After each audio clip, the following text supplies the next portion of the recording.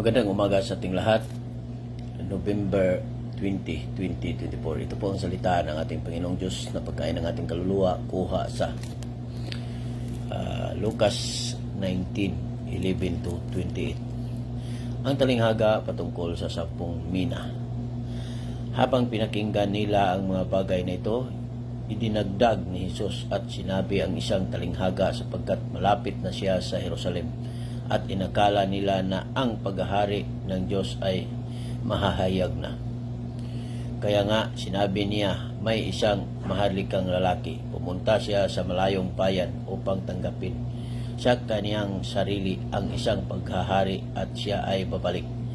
Tinawag niya ang 10 sa kaniyang mga alipin at bawat isa ay binigyan niya ng mina. Sinabi niya sa kanila, mangalakal kayo hanggat sa pagdating ko.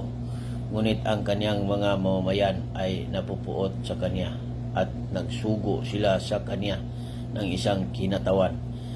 Kanilang sinabi, ayaw naming maghari sa amin ang lalaking ito. At nangyari na sa kaniyang pagbalik. Pagkatanggap niya ng paghahari, inuutos niyang tawagin ang mga aliping ito. Pinatawag niya ang mga aliping, binigyan niya ng salapi upang malaman niya kung ano ang tinubo ng bawat isa sa mga ngalakal. Dumating ang una at sinabi, Panginoon, ang iyong mina ay tumubo ng 10 mina. Sinabi niya sa kanya, magaling ang iyong ginawa. Ikaw na mabuting alipin dahil naging matapat ka sa napagkaliit, mamahala ka sa 10 lungsod.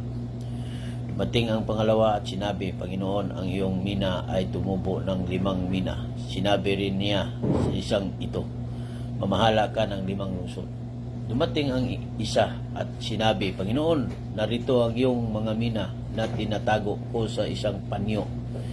Itinago ko ito sapagkat natatakot ako sa iyo dahil ikaw ay isang malupit na tao. Kinukuha mo ang hindi mo inilagay at inaani mo ang hindi mo inihasik.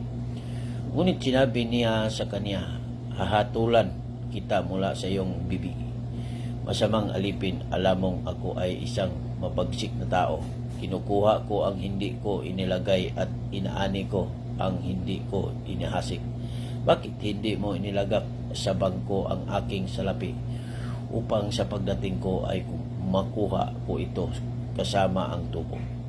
Sa mga nakatayo ay kaniyang sinabi, kunin ninyo sa kaniya ang mina, ibigay ninyo ito sa kaniya na may 10 mina.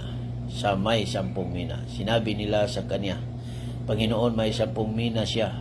Ito ay sapagkat sinasabi ko sa inyo, sa bawat isa na mayroon ay bibigyan, ngunit sa kaniya na wala, maging ang nasa kaniya ay kukunin mula sa kaniya. Subalit ito aking mga kaaway na ayaw akong maghari sa kanila, ay dalhin ninyo ito. Patayin ninyo sila sa aking harapan. Pumasok si Jesus sa Jerusalem tulad ng isang hari. Pagkasabi ng mga bagay na ito, nauna siyang umahon sa Jerusalem. Ito po ang salita ng ating Panginoong Diyos. Don't forget to like, share my post. Thank you. God bless us all.